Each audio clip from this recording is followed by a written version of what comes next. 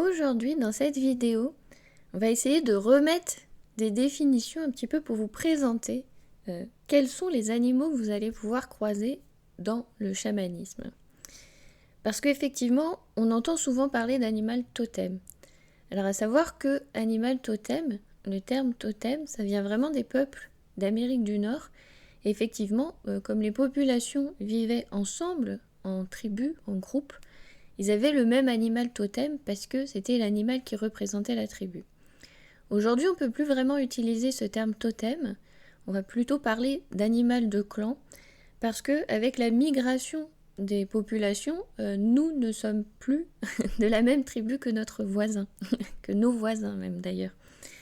Donc effectivement, on vit un peu ensemble au même endroit, mais nous n'avons pas cet même animal de clan. Chacun aura un animal différent. Peut-être qu'on peut avoir le même. Dans ces cas-là, ça serait intéressant de s'interroger sur nos origines, comment on peut partager ça, parce que techniquement, si on a le même animal, ça interpelle.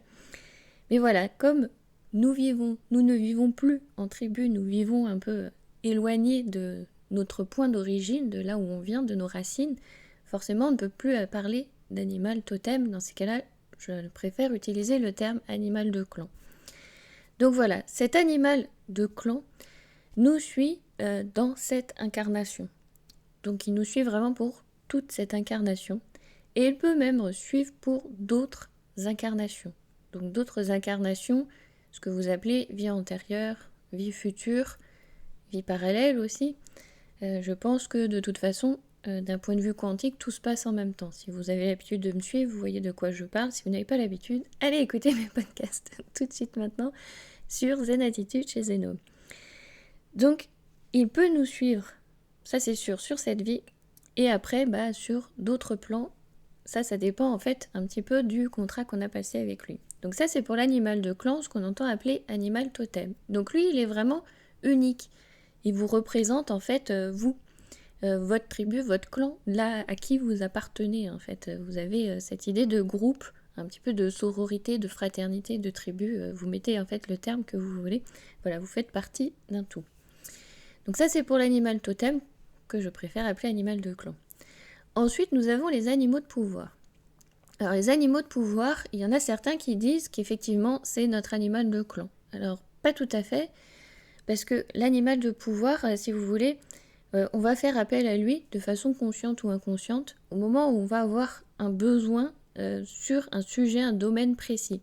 D'où animal de pouvoir, parce qu'il va nous apporter une leçon, il est porteur d'un message, il est porteur d'une médecine, si vous voulez, sur un point donné de notre vie, et on en a peut-être besoin pour 10 ans, 20 ans, 15 ans, comme un mois, 2 jours, 1 heure. Donc voilà, lui va nous suivre pendant le temps dont on va avoir besoin quand on va faire appel à lui. On peut faire appel à lui consciemment quand vous avez besoin d'utiliser la médecine. Je ne sais pas, par exemple, vous êtes coincé dans une situation, vous avez besoin de prendre la hauteur et d'avoir une vision un peu globale de tout. Par exemple, vous pouvez faire appel à la médecine de l'aigle pour prendre de la hauteur et avoir cette vision, vous voyez, un petit peu périphérique de votre situation, de votre problème. Vous pouvez lui demander son soutien, son aide, qui vous apporte un autre angle de vue, un autre regard sur ce sur quoi vous vous interrogez. Donc voilà, c'est en ça que vous pouvez l'appeler de façon consciente ou inconsciente, parce que vous pouvez aussi inconsciemment les attirer à vous, appeler des animaux, parce que vous avez besoin de telle médecine et répondre en fait à votre demande. Donc ça, c'est pour les animaux de pouvoir. Ensuite, nous avons aussi les animaux alliés. Alors il y en a qui disent même chose, que les animaux alliés ne font que passer. C'est pas tout à fait comme ça que ça fonctionne. Si vous voulez, les animaux alliés, ils vont un peu faire partie de votre équipe.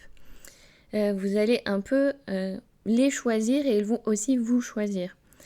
Donc là, vous allez fonctionner en fait avec eux, et c'est un autre système parce que vous allez devoir aussi un petit peu vous engager envers eux et du coup un petit peu les honorer aussi. Vous voyez, il y a certaines pratiques à avoir du coup avec vos alliés parce que vous leur avez demandé de devenir votre allié, ils ont répondu à cet appel, mais du coup c'est un travail d'équipe, c'est donnant-donnant. Donc voilà, vous allez apprendre à fonctionner en fait avec ces animaux-là. Et du coup, les animaux de pouvoir que vous pouvez croiser et votre animal de clan, peut faire partie de ces animaux alliés qui viennent s'intégrer dans vos énergies, si vous voulez, et avec lesquels vous allez fonctionner sur tous vos domaines en fait de votre vie pendant un temps plus ou moins long. Parce que ça aussi, ça va dépendre de l'engagement que vous allez avoir envers l'animal et justement de comment vous allez l'honorer, comment vous allez être avec lui et fonctionner avec lui. C'est ce que j'appelle être au service d'eux, vous voyez. Vous allez être au service d'eux, vous êtes encore le maître de vos énergies, etc. Mais disons, c'est que vous allez prendre un certain engagement avec ces animaux-là et du coup, vous allez fonctionner vraiment avec cette équipe. Donc voilà la différence en fait de ce qu'on appelle la nomenclature, hein, donc pour les différents animaux qu'on va croiser. Mais ça ne s'arrête pas là, bien évidemment, le sujet est un peu après plus complexe. Je ferai une vidéo suivante si ça vous intéresse d'aller voir sur le sujet. Mais voilà, pour un peu dégrossir et débroussailler, voilà ce qu'on entend par animal de clan, animal de pouvoir et les animaux alliés. Donc voilà, ce qu'on peut rencontrer dans les différents mondes, les différents plans, fréquences énergétiques que l'on va traverser dans le chamanisme.